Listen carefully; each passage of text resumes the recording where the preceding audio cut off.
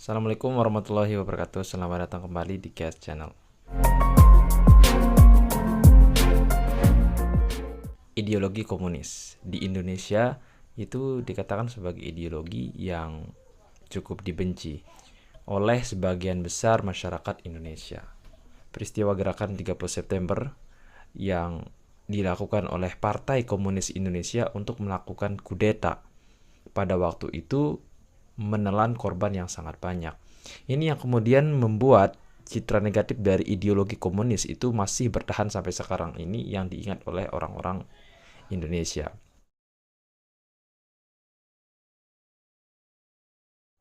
Komunisme itu sebenarnya mengajarkan tentang bagaimana melawan kapitalisme.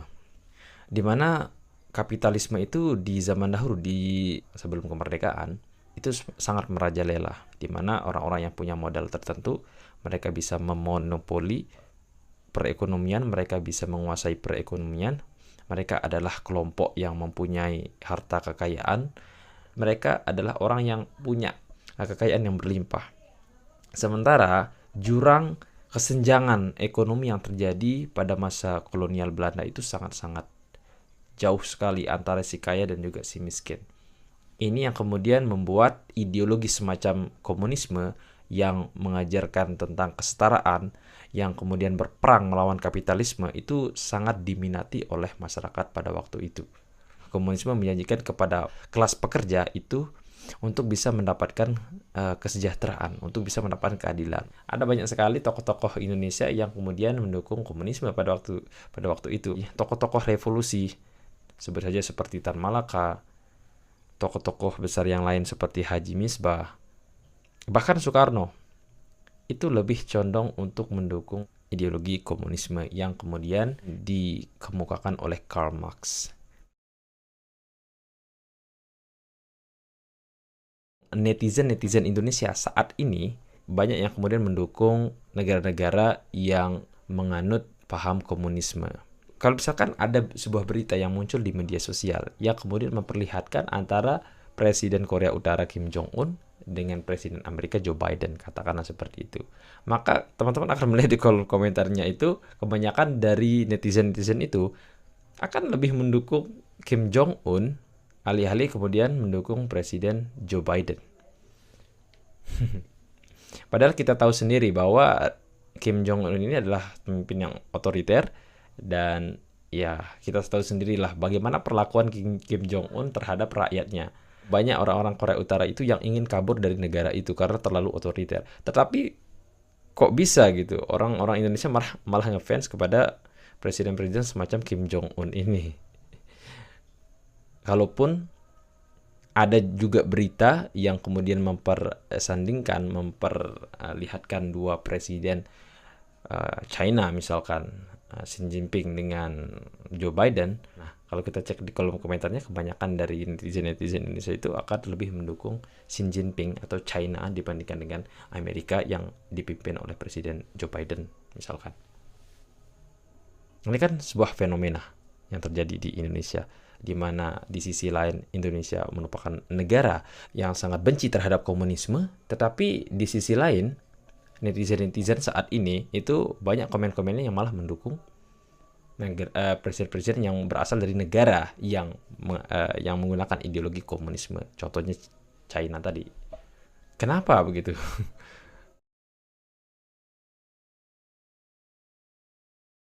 Nah, untuk menjawab fenomena yang terjadi saat ini, fenomena yang tadi itu, ada 3 jawaban yang saya punya di sini. Pemimpin-pemimpin Indonesia di zaman dahulu, para pendiri bangsa ini, dulunya itu banyak yang kemudian menganut ideologi komunisme atau paling nggak memegang ideologi sosialisme. Sebut saja seperti Soekarno, Tan Malaka, tokoh yang lain seperti Haji Misbah. Mereka semua itu lebih condong ke komunisme, lebih condong ke Marxisme atau sosialisme. Mereka didukung oleh rakyat Indonesia pada waktu itu yang sudah muak dengan kapitalisme, yang sudah muak dengan penindasan yang dilakukan oleh pemerintah kolonial Belanda terhadap kelas pekerja, terhadap rakyat kecil. Beberapa tokoh besar Indonesia di era awal kemerdekaan itu mencoba mencari titik temu antara ideologi Islam dengan ideologi komunisme. Kenapa mencari titik temu ideologi Islam dengan komunisme? Karena Islam di Indonesia pada waktu itu merupakan agama yang dianut oleh mayoritas bangsa Indonesia. Nah, bagaimana mungkin? Bagaimana bisa ideologi komunisme yang menolak agama, bahkan ada yang mengatakan komunisme adalah ajaran yang kemudian bisa merujuk berakhir pada ateisme, mendukung ateisme, itu bisa kemudian dipakai di Indonesia untuk melawan kolonialisme dengan kemudian bisa dipertemukan, bisa didamaikan dengan ajaran agama Islam. Nah, ada beberapa tokoh-tokoh sejarah zaman dahulu yang kemudian bisa mencari titik temu antara ideologi komunisme dengan ideologi Islam. Salah satu contohnya adalah Haji Misbah. Beliau adalah seorang penganut agama Islam yang taat, tapi di sisi lain beliau adalah penganut ideologi komunisme yang sangat taat juga. Jadi Haji Misbah itu kemudian mengatakan kalau orang Islam itu harus percaya ataupun harus tidak boleh ragu dengan ideologi komunisme. Begitu juga dengan orang yang komunis. Dia itu juga tidak boleh membuang agamanya. Jadi ideologi Islam dan ideologi komunisme itu harus berjalan bersamaan. Itu yang dikatakan Haji Misbah dalam rangka untuk kemudian mencari titik temu. Dan Haji Misbah bilang di dalam Islam itu mengajarkan tentang kesetaraan. Mengajarkan kalau kita itu tidak boleh menindas rakyat kecil, menindas kelas pekerja. Nah, begitu juga dengan ajaran komunisme. Komunisme itu melawan kapitalisme dan tidak boleh menindas kelas pekerja. Kelas borjuis itu tidak boleh menindas kaum proletar. Nah, ini kan ada kemiripan di situ. Ada kesamaannya di situ yang dibilang sama Haji Misbah. Begitu juga dengan Soekarno. Soekarno juga bilang begitu. Bagaimana mungkin Islam yang kemudian memperjuangkan tentang kesetaraan, yang menjunjung tinggi tentang brotherhood atau persaudaraan itu bisa menolak ajaran sosialisme atau yang seperti itu.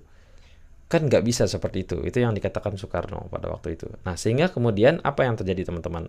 Orang-orang Indonesia sudah pada waktu itu sudah mulai menerima ideologi semacam sosialisme ataupun lebih level yang lebih atas itu komunisme itu di Indonesia. Sehingga kemudian di zaman dahulu mereka melawan kapitalisme dengan ideologi itu, dan di zaman sekarang ini mungkin ideologi untuk memperjuangkan kelas-kelas pekerja, untuk memperjuangkan keinginan ataupun kesejahteraan rakyat kecil itu kembali disuarakan melalui perang melawan kapitalisme. Mungkin orang Indonesia saat ini sudah muak dengan kapitalisme. Mereka sudah muak dengan penindasan-penindasan ataupun hal-hal yang semacam itu. Sehingga mereka kemudian mendukung negara-negara yang mempunyai ideologi tentang sosialisme seperti China, kemudian Korea Utara, bahkan Korea Utara ya, dan lain sebagainya itu. Mungkin itu pendapat pribadi saya.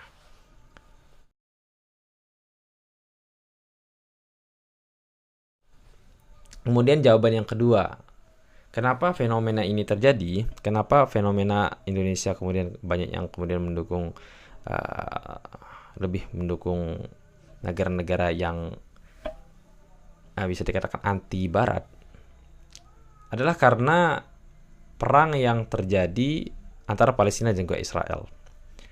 Sudah menjadi rahasia umum bahwa Israel kemudian didukung oleh negara-negara yang menganut sistem kapitalisme, negara kapitalis seperti Amerika.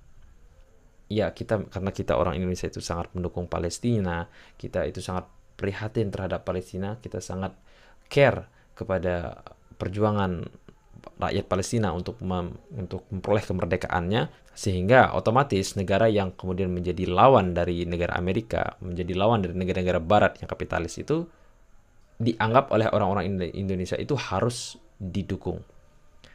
Cina harus didukung karena berseberangan dengan negara Barat. Korea Utara harus didukung karena berseberangan dengan negara-negara Barat. Dan Rusia juga itu harus didukung karena berseberangan dengan negara-negara Barat.